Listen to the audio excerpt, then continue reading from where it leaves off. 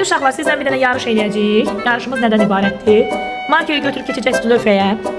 Lövhədə üzünüz yoldaşlarınıza tərəf, qoy bir şərt izah edeyim də. Üzünüz yoldaşlarınıza tərəf dayanacaqsınız. Baxmadan markeri lövhəyə qoyub, ondan dairə çəkəcəksiniz, baxmadan. Və 100 bala qədər qazanmaq şansınız var. Ən çox dairəni düzgün çəkənlər çox bal alacaq. Çox düz çəkə bilməyənlər aşağı bal. Yəni 1-dən 100-ə qədər bal qazanacaq. Aydındır hamıya şərtlər? Başlayaq. Başlayaq mı?